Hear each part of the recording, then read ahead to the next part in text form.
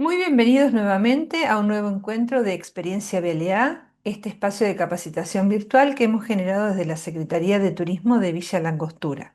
Hoy vamos a continuar con la historia de nuestra localidad, nuestra región, comenzando ya a desarrollar la etapa a partir de 1945, que fue cuando se crea la primera sociedad de fomento y se da forma al ejido de Villa Langostura. Muy bien, en el encuentro anterior desarrollamos todo lo acontecido en la etapa denominada de parques nacionales, que va desde 1934, cuando se crean los parques nacionales, hasta 1945, que fue cuando se crea la primera sociedad de fomento de Villa Langostura y se le da forma al ejido de Villa Langostura. Recordaremos entonces que en 1934, a partir de una iniciativa de Ezequiel Bustillo a la cabeza y el grupo que pertenecía al Parque Nacional del Sur, incentivaron y propiciaron la sanción de la Ley de Parques Nacionales, ¿sí? Y a partir de la sanción de esta ley, se comienza a desarrollar toda una infraestructura y tanto turística como general, se cambia la forma de construcción y además se organiza el territorio en villas. De ahí surge la organización territorial de Villa Langostura.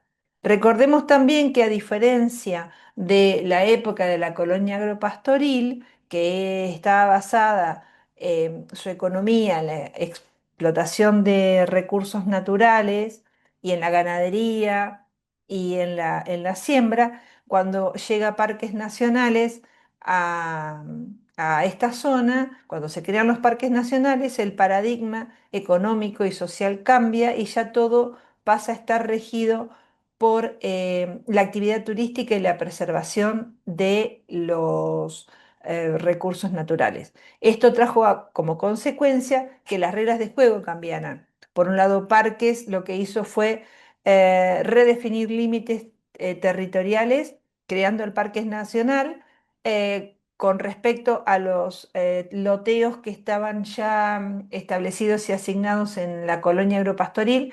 Le cambió la regla de juego a los que vivían allí. En principio volvió a lotear y a reorganizar aquellos que no habían sido ocupados, que eran muchos. Como les decía la otra vuelta, uno en esta época, en el 2026, sabe que todo el mundo quisiera tener, aunque sea 1 metro cuadrado de terreno en esta zona, pero en aquella época era muy difícil incentivar el poblamiento justamente por la falta de servicios, era muy difícil llegar. Entonces Parques, cuando llega con ese criterio de fomentar el turismo, comienza a reasignar los loteos, hace algunas redefiniciones de los lotes que ya estaban asignados y le da otra función. Crea la Villa Langostura, la urbanización, así como las otras cuatro, que eran Villa Tracul, Villa Traful, Villa Mascardi y Villa Rincón. De esas cinco, la que tomó forma urbana y se constituyó en un ejido por sí misma fue Villa Langostura, porque Mascardi y Tacul fueron medio como absorbidas por Bariloche. Traful recién hace poco es ejido independiente, hasta hace pocos años, creo que hace 2 o 3 años, eh, estaba bajo la, la la Autoridad de Parques Nacionales y Villa El Rincón quedó ahí sin desarrollarse. Hace unos pocos años también comenzaron los pobladores del lugar a hacer loteos y a venderlos a gente que ahora se está instalando. Y había olvidado mencionar, justamente hablando del Rincón, que allí se instaló, el primer poblador que se instaló, que fue reconocido, fue Guananja, que Guananja venía de La Rioja, era un policía que lo habían asignado, un policía fronterizo en esa época, que lo habían asignado el lugar para que se estableciera y le otorgaron esas tierras por su servicio. Después se instalaron los Sobarzo, después vinieron otras familias que están relacionadas todas entre sí, pero Guananja fue, digamos, como el primer poblador y todavía hay descendientes de ellos. Están los Monsalves también. Y digamos que recién ahora el Rincón está empezando a tomar forma, pero en aquella época fue Villa La Angostura la que más desarrollo tuvo. Hasta que en 1945, como les comenté en el encuentro anterior, se crea la Sociedad de Fomento de Villa La Angostura con Francisco Capraro, que era el hijo de Primo Capraro, como presidente, y comienza una nueva etapa. Esta creación de la sociedad de fomento fue consecuencia, obviamente, de que de a poco se fue desarrollando y creciendo y a tener demandas y a tener necesidades el lugar y todos los que habitaban, incluido, bueno, como les comenté también, este desarrollo que comenzó de a poco a tener la zona que conocemos hoy como el cruce o el centro de Villa La Angostura, que fue adquirido esos lotes por obreros principalmente y gente de clase media que se venía a instalar. Hasta también llegaron en esa época, en la década del 30, comenzó el tema del montañismo como, con sus primeros pioneros, como Otto Meilling, Dim, Jean Pierre, que llegó en los años 60, ya más adelante. Y como les decía, comenzaron a haber otros intereses. Se comenzó a ver gente permanente que básicamente su vida alternaba entre en el verano trabajar en Cumelén o prestar servicio a Cumelén y a los hoteles brindándole em, todo lo que era, sobre todo, como les decía, el pan, las verduras, la carne. Y en el invierno invernaban justamente, reducían su actividad a la mínima expresión, por decirlo de alguna manera, porque tenían una vida de campiña.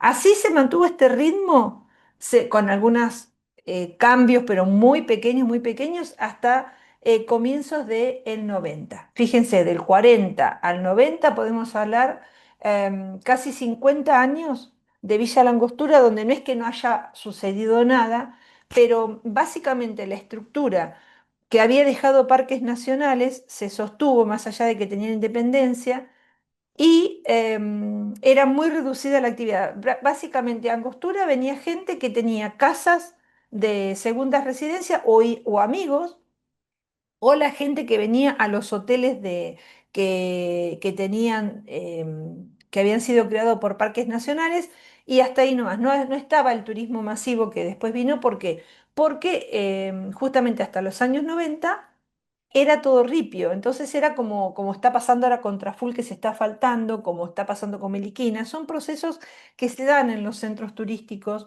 que van pasando por diferentes etapas de desarrollo. En este caso, Bariloche se desarrolló ya desde principios de siglo. Después comenzó a medio surgir Angostura, que estaba en un estadio como estuvo Traful hasta ahora.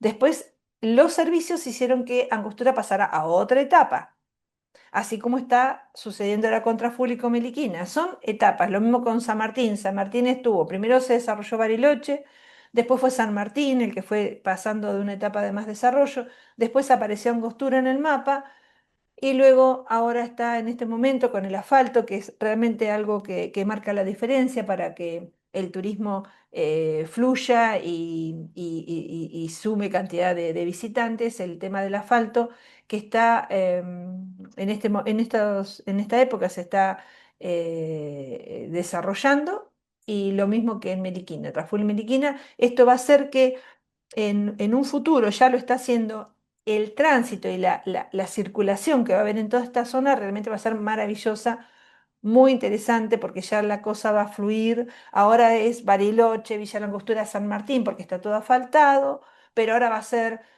Bariloche, Villa Langostura, Traful, volver a Bariloche o ir a Meliquina y por Paso Córdoba y San Martín y Junín y Coyoncurá. Bueno, imagínense toda la circulación que va a facilitar y va a fomentar la instalación del asfalto. Pero me estoy adelantando, digamos, desde los años 40 hasta los 90 era la gente que tenía casas en Cumelén, la gente de acá que vivía generalmente contratada para brindar servicios en Cumelén, ya sea cuando estaba la gente que venía, que generalmente era enero, todo el verano, o si no, cuidando las casas cuando no estaban los propietarios.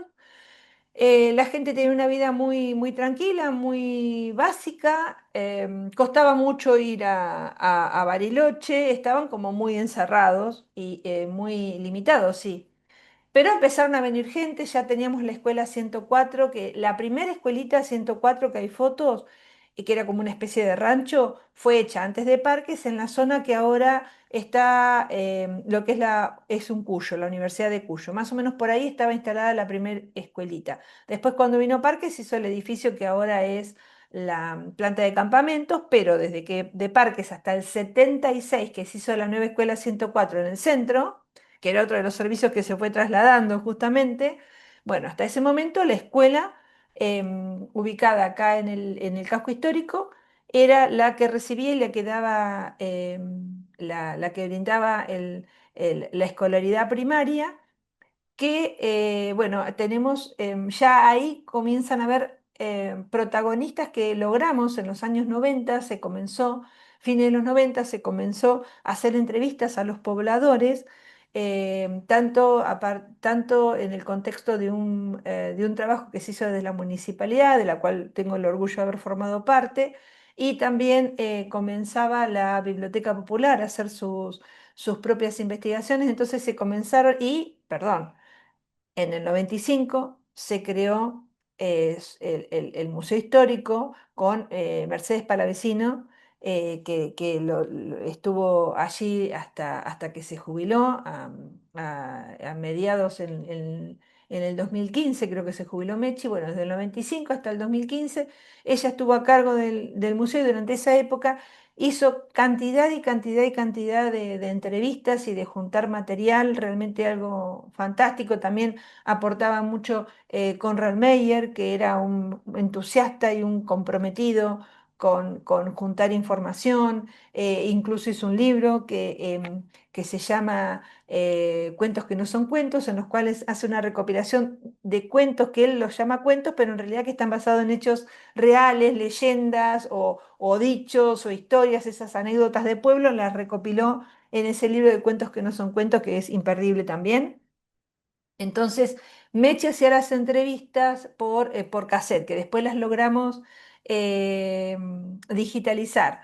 Por otro lado, estuvo el trabajo de la municipalidad, del cual formé parte, donde le hacíamos entrevistas ya con videos. Después el trabajo de la Biblioteca Popular, así se fue, y un trabajo maravilloso que hizo Arlette Neyens con El Pionero, que surge en el año 92, el diario El Pionero, que fue el diario durante hasta el 2000 que terminó de imprimirse, era la referencia de la historia de lo que pasó en los años 90, El Pionero con Arlette Neyens, que fue una periodista y también una persona que fomentó muchísimo la cultura en todos los aspectos y que ella también le hacía entrevistas a los pioneros que publicaba en el diario El Pionero. Entonces se dio una batería de herramientas a través de las cuales se fue rescatando la historia de toda esa gente que había sido protagonista en esa época y que todavía vivía.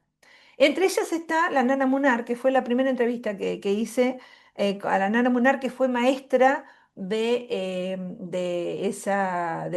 aquella época, vino en los años 50, a la familia Munar, y la Nana Munar con muchísimas docentes que vinieron, después se instalaron acá, muchas se casaron con gente que vivía acá, hicieron su familia y siguen estando.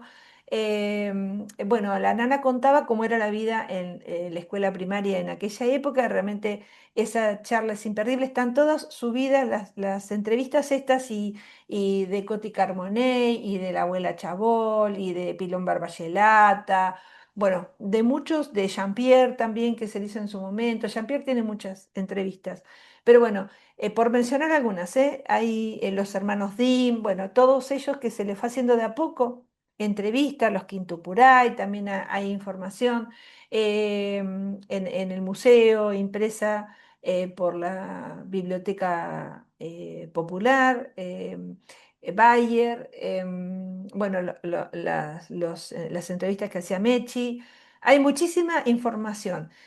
Así que los invito a que indaguen, a que escuchen, como les dije en el primer encuentro. La historia no se termina, este curso tiene, la idea de este curso es sintetizar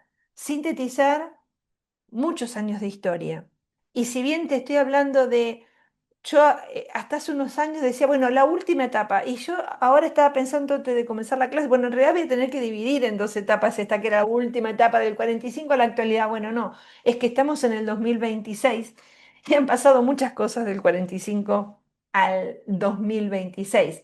Así que vamos a hablar hoy hasta la etapa en que llegó el asfalto y el gas, que es en el año 94 y ahí ya sí podemos hablar de una real última etapa hasta nuestros días.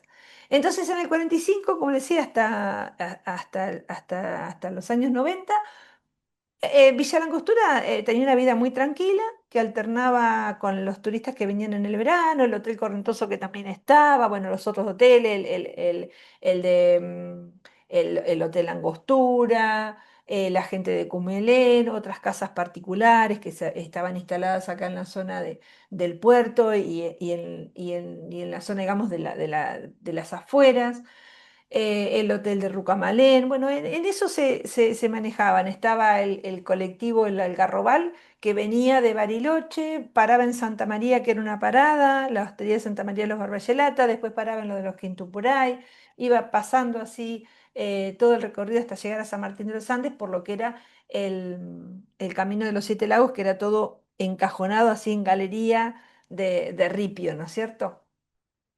En esa etapa llegaron, por ejemplo, Jean-Pierre Randoc, que, bueno, Jean-Pierre es para mí el pionero, la cuarta pata de este cuarteto de locomotoras que gracias a Dios tuvo Villa Langostura y toda la zona. Me estoy refiriendo en un primer momento al Perito Moreno, después me refería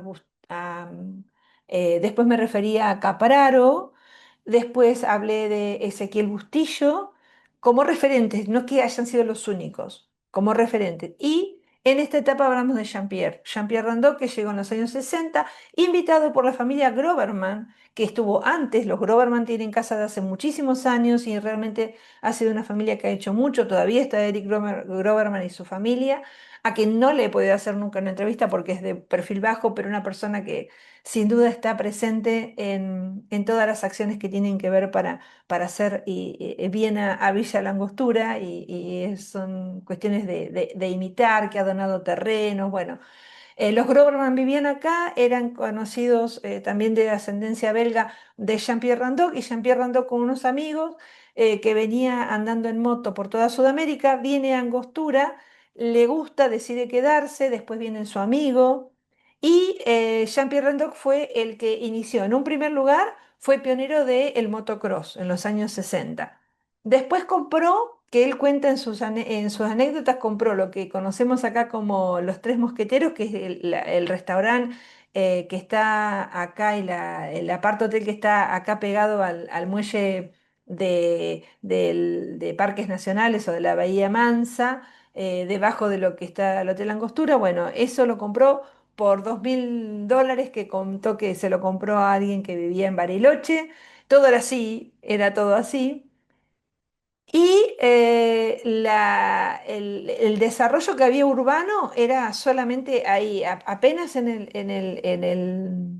el cruce y en la zona acá de la villa. El resto era todo campo, no había nada, no había nada. Había un loteo de un tal Vinelli que había hecho parques nacionales en la zona de la zona de lo que ahora es Villa Correntoso, que bueno, hablando justamente de que van cambiando los paradigmas, si bien Parques Nacionales era súper conservador, lo que sucedió, yo digo que por desconocimiento, porque hay el tema del medio ambiente, del ecosistema y todas esas cosas, de la carga que tiene que tener un lugar para limitada que tiene que tener para desarrollarse, por ahí había cosas que no se conocían. Y es verdad que en la época de parques se habían loteado ahí en la zona de lo que es Villa Correntoso un loteo con lotes muy chiquititos en un lugar que gracias a Dios no se llevó a cabo, no prosperó eso en gran cantidad, pero eran lotes muy chiquitos teniendo en cuenta que esa zona, cruzando el río Correntoso, uno nota la diferencia. Hasta el río Correntoso uno tiene como un bosque más abierto, de no tanta caña, con un bosque mixto que se llama, de cipreses, radales, nires, coigües, muy rico, y otro sotobosque. Y cuando uno pasa el río Correntoso, se intensifica mucho más la caña, está como más concentrado en caña y coigüe. Lo que implica que para construir ahí hay que tirar mucho más árboles, porque donde hay coigüe, el tema es que el coigüe tiene, acá logra mucha altura, con raíces muy superficiales, entonces está muy expuesto a los vientos. Y si uno saca árboles, más ráfagas de viento se hacen, y entonces cuando uno construye, tiene que no solamente sacar los árboles donde va a construir la casa, sino que hay que hacer como un perímetro de protección. Bueno, Jean-Pierre, como les decía, fue el que fomentó el desarrollo del motocross. Fue también con su hermano el primero que tuvo los waffles y tenía los tres mosqueteros, era la confitería, la referencia que venían también a pasear de Bariloche, venían excursiones y venían a tomar el té acá a Villa Langostura. Ya venía la Modesta Victoria en forma eh, regular, ¿sí? La Modesta Victoria ya de parques nacionales y otras lanchas. Jean-Pierre posteriormente, en conjunto con gente de Cumelén, crea la Sociedad Cerro Bayo, que es la que le da origen a el Cerro Bayo, nuestro centro de esquí, que realmente merece una historia aparte. A partir de los años 70 comienza Jean-Pierre y cuenta que fue realmente todo a pulmón, que en principio el Cerro Bayo se hizo pensando o lo propició la gente de Cumelén para tener un centro para venir en el invierno, y después fue creciendo, creciendo, creciendo, y realmente fue un esfuerzo todo hecho a pulmón, con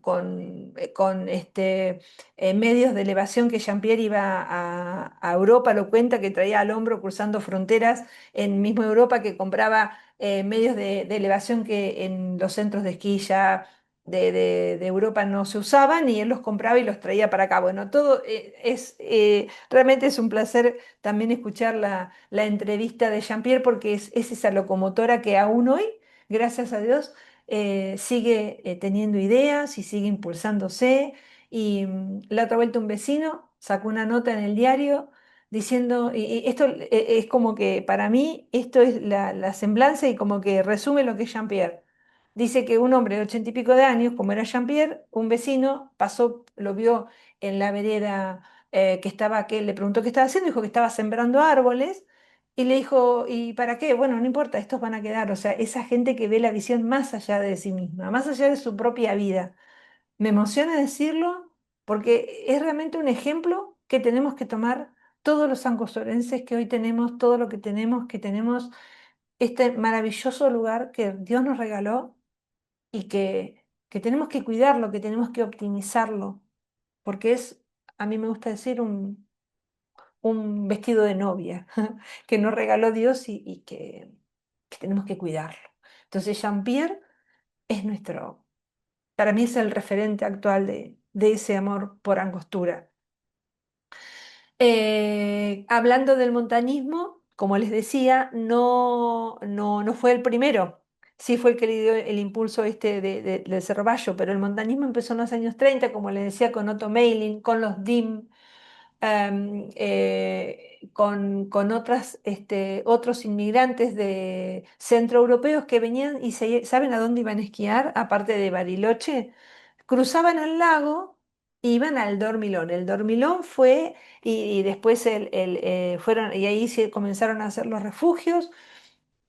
Y también el Cerro Colorado, donde hay un refugio. Bueno, tanto el montañismo como el esquí en sí mismo, imagínense lo que era subir el dormilón con los esquíes y después descender. Bueno, había que tener ganas, pero lo hacían porque estaban hechos estaban hechos de otra madera, me parece a mí esta gente, que soportaban otras cosas, otros desafíos, tenían otra energía de ir allá, desafiar, eh, realmente para tomarlos como ejemplo. Y gracias a Dios que los tuvimos y dejaron su huella, indudablemente, indudablemente.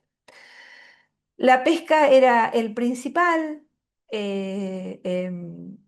atractivo por el cual venían en el verano. Acá tenemos acá una reseña, en el 34 se hicieron los refugios del Colorado, el Dormilón, y en el 78 comenzamos con el Bayo. La época esta, como les decía, era muy, muy de lugar de montaña, era una aldea de montaña donde la gente que venía, venía, se instalaba, por supuesto. En esa época también se comenzó a hacer el camino al cruce de Puyehue. Tuvimos en esa época se dio también las famosas dos eh, casi enfrentamientos con Chile por los límites y Angostura tuvo una relevancia en cuanto a la instalación del ejército y hay gente que cuenta, que relata que lo vivió de chiquitos y lo que fue, bueno, que estuvieran acá el ejército, que estuvo por mucho tiempo y que casi se estuvo a punto de iniciar la guerra y que llegaron justo para avisar de que habían hecho el acuerdo. Recuerden que el nombre de Cardenal Zamoré, que también se le nombra al paso de Puyehue, que Puyehue significa lugar de peces en Mapudungún. Bueno, avisaron que se suspendía porque el cardenal Zamoré, que fue el que intermedió desde el Vaticano, había logrado llegar a un acuerdo de paz entre estos dos países, entre nosotros y Chile. Así que gracias a Dios no pasó a mayores, pero bueno, la gente acá lo recuerda como un hecho que había acontecido. Y otro hecho anterior que después nosotros los que estamos acá desde hace bastantes años lo vivimos también, similar, fue la erupción del Puyehue y el terremoto de Valdivia en los años 60. Bueno, acá la gente, todos los entrevistados que hemos tenido la oportunidad de conversar con ellos que vivían en esa época, relatan que fue tremendo el tema del terremoto, que es considerado uno de los más grandes que ha tenido la humanidad en el 60, que bueno, Valdivia quedó destruida y acá se sintió, se generó un lago Moto que retiró el lago y volvió, hubo explosión del volcán Puyehue, bueno, muchas casas se resquebrajaron, Nana Monar contaba que vivía en la casa asignada a la directora acá en la escuela y que bueno, se partió la chimenea, fue muy, muy intenso, el de 60 fue muy intenso. El del 2011 lo que tuvo fue más ceniza, se sentían los movimientos, pero el del 60 fue realmente un hecho que todo el mundo recuerda, obviamente que no estaban las condiciones para avisar ni nada, ni qué hacer, como fue en el 2011, así que la gente que estaba al otro lado del lago, los Chabón, los Martínez, los Cayún, también se les murieron todos los animales y quedaron así muy expuestos hasta que la ceniza pasó y se fue asentando y bueno, se pudo volver a recuperar toda la tierra. Eh, Eso es realmente muy, muy importante como acontecimiento. Después hablan también de una gran nevada en los años 40 que también hizo que a los pobladores se les murieran los animales. Y en ese caso, la familia Barbayelata, que les comenté en el encuentro anterior, que tenían el almacén de la Flecha acá a pocos metros en lo que ahora se conoce como el Muelle de la Brava. Ahora es un solar porque se quemó el edificio principal. Después se hicieron el edificio que está a una cuadra detrás de lo que es la sede del Club Angostura, pero esa ahí quedó y después no. La Flecha funcionó un tiempo, después hubo otro restaurante, pero la Flecha original de la que les estoy hablando se quemó. La gente venía del otro lado del lago y ahí compraban. Y bueno, dicen que los Barbayelata fueron muy solidarios en esa época y le dieron a la gente, le daban comida, aunque por ahí no tenían cómo pagarlo. Así que esos gestos también son de destacar, que habla de una comunidad, de cómo era vivir en aquella época. Y es importante rescatarlo, tenerlo presente y recordarlo siempre. Hasta los años 80 la gente que venía se instalaba y tenía una actividad muy, muy, muy básica, guías de pesca, algunos de montaña. Empezaron los primeros eh, pasos con el esquí, que decían que gente que ahora tiene 60, 60 y pico de años, estamos hablando de los años 60, 50, 60, la primer como pistita pequeña de esquí se hizo donde está la gendarmería y de ahí se largaban hasta que después subían por lo que llaman la picada Fonseca, que Fonseca fue un topógrafo que marcó, digamos, toda la parte de donde ahora está el Bayo. Y subían por ahí y de a poco fueron haciendo el refugio en el Cerro Bayo, que lo que hicieron fueron compraron tierras de dos propietarios, y ahí y buscaron y pusieron la base de 1500 y los primeros medios eran muy básicos y bueno, después tuvo el otro auge que lo vamos a contar después. Era una localidad que todavía miraba al lago, pero de a poquito empezamos a mirar hacia la montaña. La gente cuando venía acá, familias jóvenes que venían con la idea de incorporarse a este medio y disfrutar de la naturaleza y sin idea de modificarla demasiado, estoy hablando de la gente que vive en los 70, en los 80, tenía ese espíritu bohemio, digamos, ¿no? Pero Conrad Meyer por ahí decía que había una expresión que decía, bueno, hay muchos que vienen acá queriendo ser los Ingalls y terminan queriendo ser dinastía, porque ¿qué pasó? Hasta los 80 la gente eso venía y se adaptaba. Había que estar con leña, con querosén, los tacos altos las mujeres, las polleras, la ropa urbana, olvídense, uno venía acá, dejaba toda la ropa urbana, tanto hombres como mujeres, nos poníamos los borcegos, la bombacha de campo, la campera, el pullover, el sombrero y el handy, porque en esa época no había ni celulares ni nada, muy pocos teléfonos fijos, muy pocos, y así se manejaba la vida, en eso consistía la vida, ¿no es cierto? Realmente todo el mundo estaba con esa ropa todo el año, porque bueno, había que estar con el querosén, con la leña, tampoco daba para estar demasiado bien vestido. Se hacían las fiestas del pueblo, en el gimnasio de Arbayelata. El Club Angostura durante muchas décadas era el lugar donde se celebraba. El 24 de mayo se esperaba, se hacía la fiesta el 25 de mayo, que toda la gente de los alrededores venía. Y hacían la fiesta del 24 de mayo haciendo como una especie de vigilia para recibir el veinticinco de mayo, y se hacían fiestas y juegos el 25 de mayo, era una fecha donde se celebraba realmente como si fuera la fiesta del pueblo, porque además coincidía con que finalizaba el ciclo lectivo en esa época, porque la escuela tenía todavía régimen de área de frontera, donde se comenzaba en septiembre y se terminaba en mayo. Después cambió. Después ya cuando vinieron los servicios ya cambió y ahora tienen un régimen eh, eh, como toda el resto del país, que es de marzo a diciembre. Bien, vamos a dar por finalizada esta etapa y ya en el próximo encuentro vamos a recordar, digo recordar porque ya me involucra a mí personalmente que viene en el año 94.